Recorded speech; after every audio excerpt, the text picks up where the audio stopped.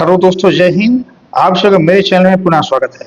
सवाल है, 40 विद्यार्थियों की कक्षा में छात्र व छात्राओं का अनुपात 2:3 है। 5 विद्यार्थी कक्षा में नए आते हैं, उनमें से छात्रों की संख्या कितनी होनी चाहिए जिससे छात्र व छात्राओं की संख्या का अनुपात 4:5 हो जाए। हमें यहाँ दिया है 40 विद्यार्थियों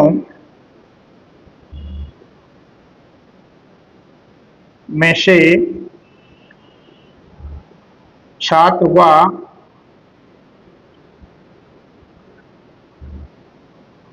छात्राओं का अनुपात कितना दिया है? वो दिया है 2:3 दिया हुआ है। ठीक है ना। तो इस तरह से हमारे माना छात्रों व छात्राओं की संख्या बराबर हमारी इसमें x से गुणा करते हैं, इस अनुपात में 2x और 3x है। ठीक है ना। इसमें हमने एक गुणा किया x का, ये हो गया छात्रों की संख्या, और 2x और छात्राओं का अनुपात 3 है तो 3x हो गया छात्राओं की संख्या होगी। तो अतः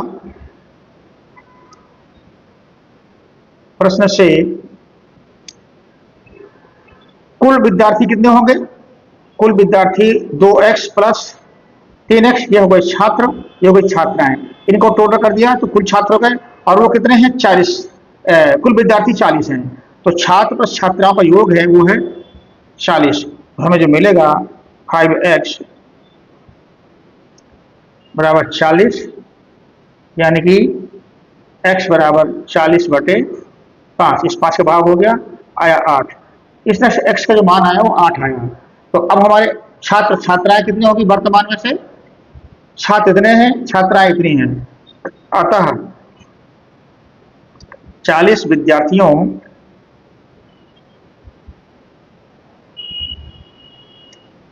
में छात्र बराबर होंगे कितना? 2x, 2 गुणे 8 यानी कि 16, और छात्राएं होंगी 3x, यानी 3x छात्राएं 3x है, तो 3x यानी कि 3 इंटू 8 आ गया वो 24 आ गया। ये छात्र आ गए, छात्र आ गई 40 में से। अब सवाल अगला भाग सवाल कहता है 5 विद्यार्थी कक्षा में नए आते हैं, उनमें छात्रों की संख्या कितनी होगी? ठीक है, माना 5 नए छात्रों में 5 नए विद्यार्थियों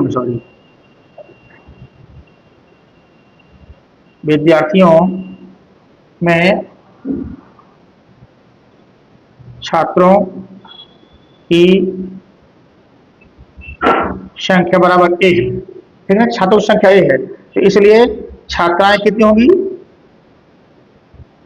छात्राएं होंगी टोटल 5 नए आए हैं तो 5 में से a घटा देंगे, तो 5 माइनस a, ये छात्राएं हो जाएंगे। ठीक है। अब तो कुल छात्र कितने हो गए? अतः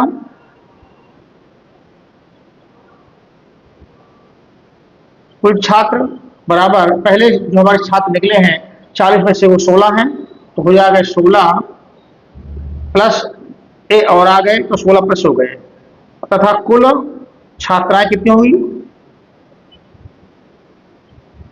पहले कितनी छात्राएं? 24 है, तो 24 में से आपको ये छात्राएं की संख्या जुड़ जाएगी।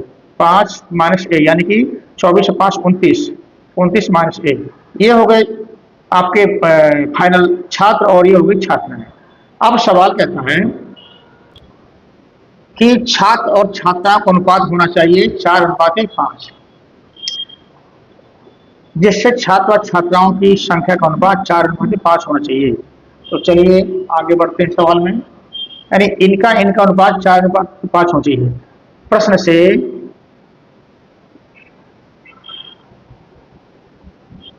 इनका अनुपात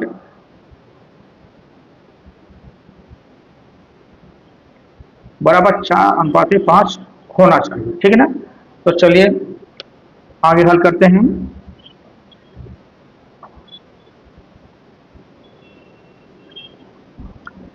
छात्र है आपके 16 प्लस ए, छात्राएं हैं 29 माइनस ए। ये अनुपात होना चाहिए आपका 4:5 यानी कि 4/5। क्रॉस मल्टीप्लीकेशन करते हैं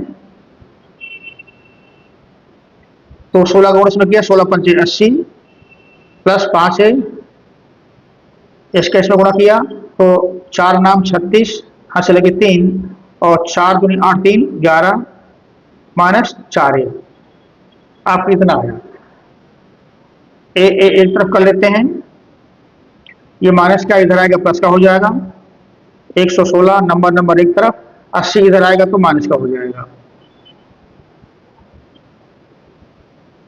तो ये 5 4 9 9 ए बराबर 116 में 80 निकाला 6 और 11 में 8 गए 3, 36 आया। तो हमारा ए बराबर आएगा, तो ए बराबर 36/9, 9 का भाग हो जाएगा 4 बार। तो इस तरह से ए बराबर आया 4। और ए हमने माना क्या था, हमने ए माना था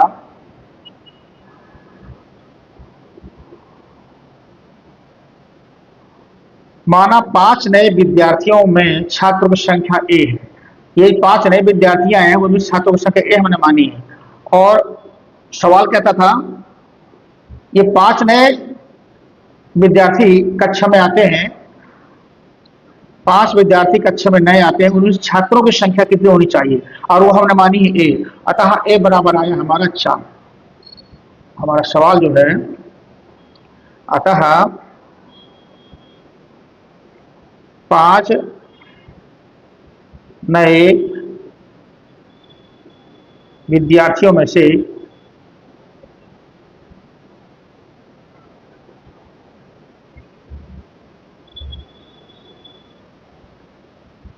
5 नए